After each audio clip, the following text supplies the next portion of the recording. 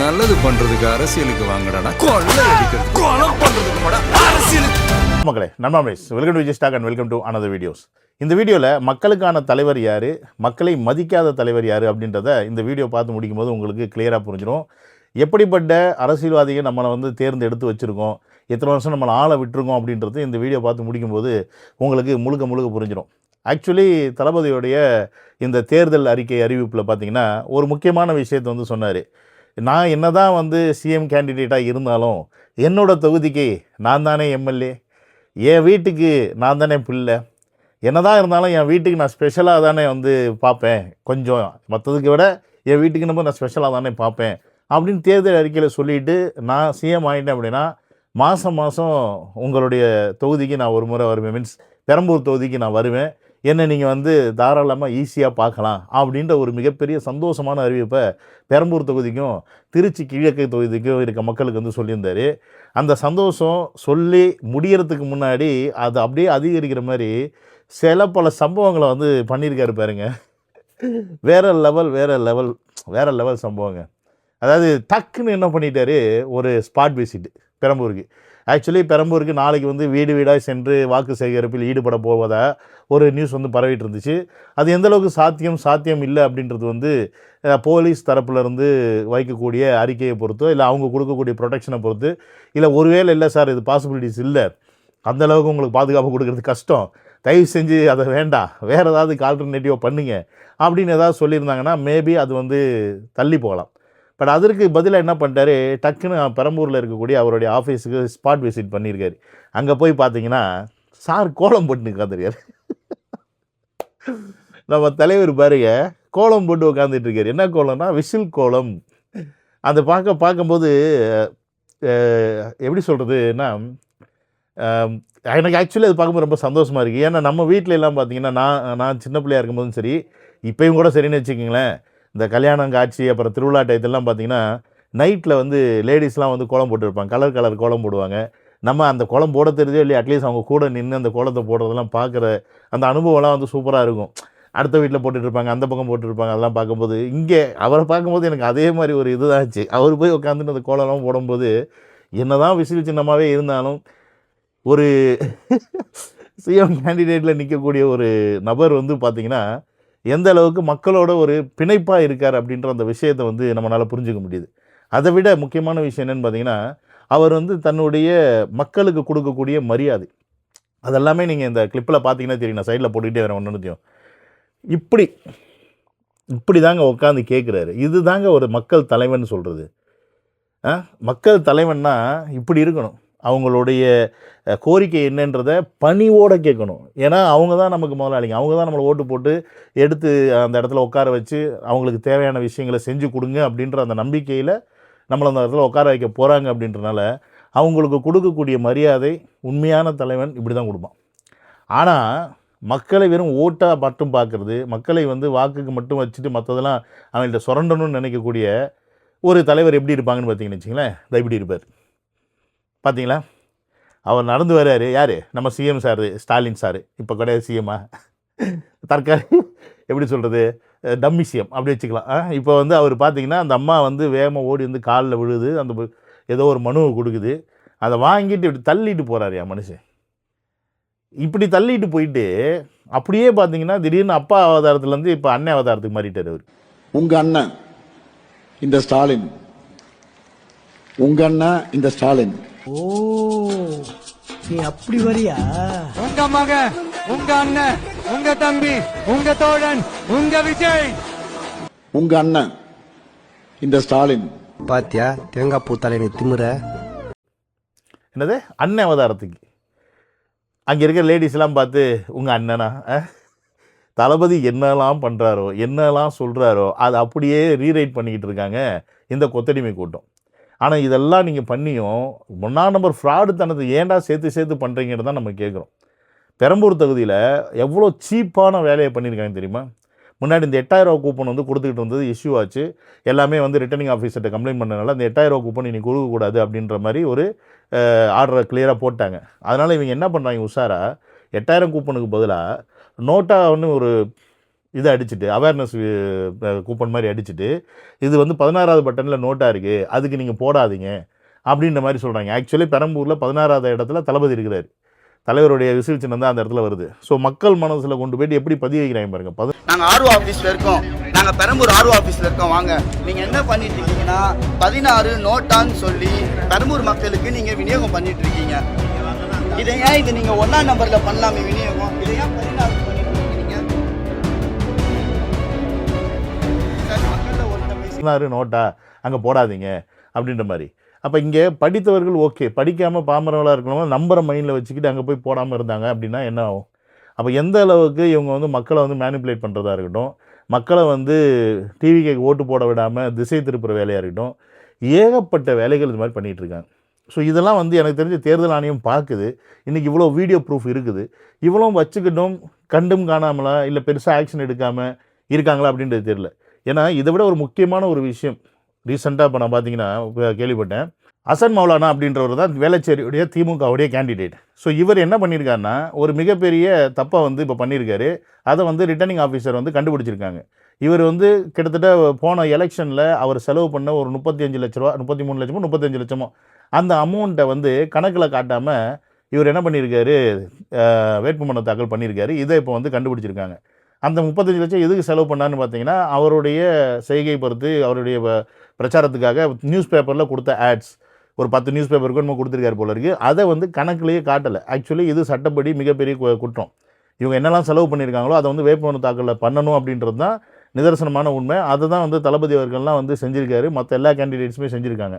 So அப்படி இருக்கும்போது இப்படிப்பட்ட ஒரு தொகையை, அதாவது தான் செலவு பண்ண தொகை, தன்னுடைய வேட்புமனு அதாவது தன்னுடைய தொகுதிக்காக தன்னுடைய பிரச்சாரத்துக்காக செலவு பண்ண அந்த காசை இவர் வந்து கணக்கில் காட்டுறதுக்கு விட்டுருக்கார். சரி, இது நீங்கள் யோசிக்கலாம், அவரோட காசு அவர் காட்டலை, இதில் என்ன பெரிய விஷயம் அப்படின்னு பார்த்தீங்கன்னா அங்கே தப்பு இருக்குல்ல. இன்றைக்கி அவருடைய செலவு கணக்கை நம்ம தேர்தல் அறிக்கையில் காட்டலை அப்படின்னா அப்போ அதுக்கு அதிகமான செலவு பண்ணியிருக்காரு அப்படின்ற மாதிரி ஒரு பிம்பம் வந்துடும். இல்லைனா இந்த தொகுதிக்கு இவ்வளோ தான் செலவு பண்ணுன்ற ஒரு அலாட்மெண்ட் இருக்கும், எலெக்ஷன் கமிஷன் கொடுத்துருப்பாங்க. அதை மீறி ஒரு செலவு பண்ணியிருக்காருன்னு அர்த்தம். அந்த செலவு பண்ணனால அந்த கணக்கு அங்கே காட்டலை. இந்த கணக்கு இங்கே காட்டாதனால இன்றைக்கி அவருடைய வேட்பு மனுவை நிராகரிக்கிறதுக்கான எல்லா வேலையும் எல்லா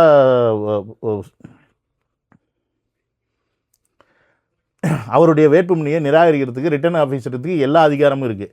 ஆனால் அதை இன்னமும் செய்யாமல் இருக்கிறாங்க. அதற்கான என்கொயரி இன்னும் போய்கிட்டு இருக்குது. இப்போ இப்படிப்பட்ட ஒரு நபரை நீங்கள் உங்கள் கேண்டிடேட்டாக எடுக்கிறீங்கன்னு வைங்க, நாளைக்கு அரசாங்கத்திலேருந்து ஒதுக்கப்படுற இந்த நிதிகள், இப்போ திமுகவில் இருக்கக்கூடிய எல்லா எம்எல்ஏமே தான் பண்ணுறாங்க. ஏன்னா அவங்களுடைய திருட்டுத்தனத்தை வெளியில் யார்ட்டையும் சொல்கிறதில்ல. அதனால தான் அரசாங்கத்திலேருந்து வரக்கூடிய நிதிகளை கூட எந்த துறைக்கு எவ்வளோ செலவு பண்ணுன்ற அந்த நிதி கொடுக்க போது அதை வந்து கரெக்டாக மக்கள்கிட்ட கொண்டு போய் சேர்க்குறதே கிடையாது. இதனால் மக்களுக்கு வந்து தெரியறதே இல்லை. உதாரணத்துக்கு ஒரு கிராம நிர்வாக பொறுப்பில் இருக்காங்க, அந்த கிராமத்துக்கு இவ்வளோ நிதி ஒதுக்கியிருக்கோம், அது ரோடு போடுறதுக்காக இருக்கலாம், தண்ணி டேங்க் வைக்கிறதுக்காக இருக்கலாம், இல்லைன்னா வந்து குளத்தை தூர்வாடுறதுக்கு இருக்கலாம், ஏரியை வந்து தூர்வாடுறதுக்கு இருக்கலாம், இந்த 100 நாள் வேலைவாய்ப்பு திட்டம் இருக்குது. இந்த மாதிரி பல விஷயங்களுக்கு அந்த ஃபண்டை வந்து ஒதுக்குவாங்க. ஸ்கூலுக்கு, அப்புறம் வந்து அங்கன்வாடி ஷாப்ஸ், இந்த மாதிரி இடங்களுக்கு இதுக்கெல்லாம் வந்து ஒதுக்கி வச்சுருப்பாங்க. இந்த அமௌண்ட்டை கரெக்டாக போய் சேரணும்.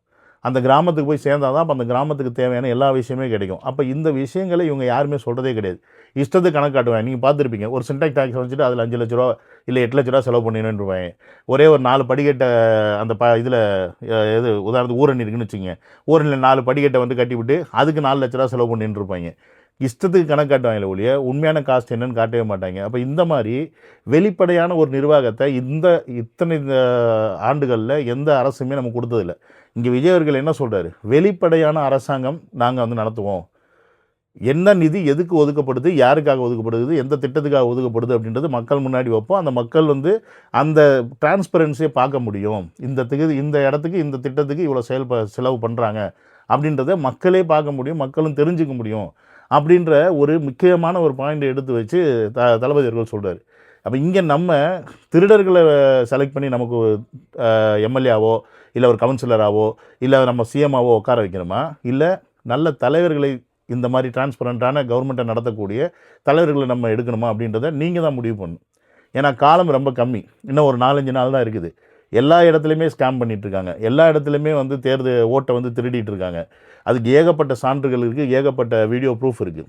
இருந்துமே எப்படி வந்து இதெல்லாம் வந்து ரிட்டர்ன் ஆஃபீஸர்லாம் பார்த்துக்கிட்டு நாங்கள் ஆக்ஷன் எடுக்கிறோம்னு சொல்கிறாங்களே ஒழிய ஏன் இதை வந்து ரொம்ப ஸ்ட்ரிக்டாக செய்ய மாட்டேங்கிறாங்க அப்படின்ற கேள்வி நமக்குள்ளேயே வருது. இப்போ ஒரு இடத்துக்கு ஓட்டு வாங்க போகிறாங்க, இந்த பிஎல்ஓ ஆஃபீஸர்ஸ்லாம் இந்த பார்ட்டியில் இருக்கவங்களாம் கூட இருக்கணும் அப்படின்னா அது செய்யணும். இத்தனைக்கும் ஆன் கேமரா ப்ரொசீடிங்கில் நடக்கும்போது இது எப்படி வந்து அக்செப்ட் பண்ணுறாங்க அப்படின்றத சத்தியமாக யோசிச்சு கூட பார்க்க முடியல. எப்படிப்பட்ட ஒரு கட்டமைப்புக்குள்ளே நம்ம வாழ்ந்துட்டு இருக்கோம் பாருங்கள். இந்தியாவுக்கு பேர் தான் வந்து ஜனநாயக நாடு, டெமோக்ராட்டிக் கண்ட்ரின்னு சொல்லிடுவோம். ஆனால் இங்கே ஒரு தேர்தல் டெமோக்ராட்டிக்காக நடக்குதான்னு கேட்டிங்கன்னா இல்லை. கிராம நிர்வாகி அலுவலர் இல்லாம நீங்க எப்படி சார் ஓட்டு வாங்குறீங்க சார்? கிராம நிர்வாகி அலுவலர் இல்லாம நீங்க எப்படி சார் ஓட்டு வாங்குறீங்க? தபால் ஓட்டு. இப்படி ஏடிஎம்கே கட்சியும் டிஎம்கே கட்சியும் கேட்டு நீங்க ஓட்டு வாங்குனீங்கன்னா எப்படி சொல்லுங்க சார்? அவருக்கு தெரியுமா தெரியாதா சார்? பிஎல்ஓக்கு தெரியுமா தெரியாதா சார்? கட்சிக்காரங்க வந்து விரல தொடச்சு விட்டு நீங்க வந்து 1000 ரூபாய் மாசம் வாங்கிங்கன்னு சொல்ல வேண்டிய நானும் தானே சார் நிக்கிறாங்கன்னு